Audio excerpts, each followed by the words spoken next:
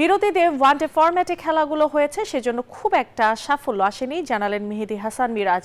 সাকিব আল হাসানের সাথে নিয়মিত যোগাযোগ হয় বলেও জানান তিনি। এদিকে বিপিএলে নোয়াখালী ও সিলেটে টাকা পরিশোধ করেছে বিসিবি। ওয়ানডে ফরম্যাটে সোনালি সময় বাংলাদেশ কাটিয়েছে বেশ আগেই, এখন যাচ্ছে ক্রান্তিকাল। আইসিসি ওয়ানডে র্যাঙ্কিংও 10 নম্বরে অবস্থান বাংলার ছেলেদের।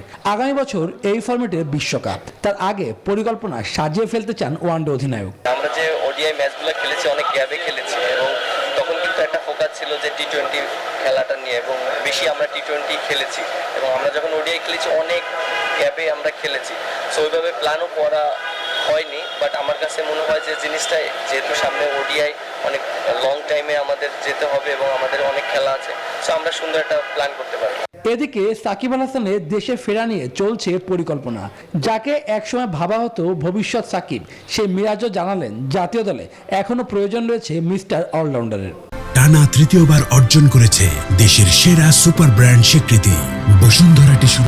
সাকিব ভাই থাকলে তো একটা ক্যাপ্টেনের জন্য অনেক ইজি হয়ে যায় টিম কম্বিনেশন করার ক্ষেত্রে, এবং যেহেতু এটা বোর্ডের সাথে আলোচনা চলছে, ক্রিকেট বোর্ডের ডিসিশন, এর আগে আপনারা শুনেছেন যে সাকিব ভাইয়ের ব্যাপারে সবাই পজিটিভ আছে, বাট আমার কাছে মনে হয় যে যে প্রসেসগুলো আছে সেগুলো যদি সবাই হ্যান্ডেল করতে পারে তাহলে জিনিসটা ইজি হয়ে যাবে।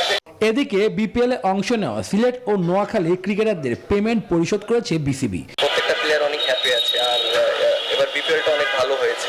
সিলেট অ্যান্ড আমাদের নোয়াখালী ওরা বলছে যে আপনারা তো আমাদের এই টাকাটা হোল্ড করতেছেন, আমাদের বাকি প্লেয়ারদের এত, সো আমাদের সামনেই তারা সব প্লেয়ারদের পেমেন্ট ক্লিয়ার করেছে।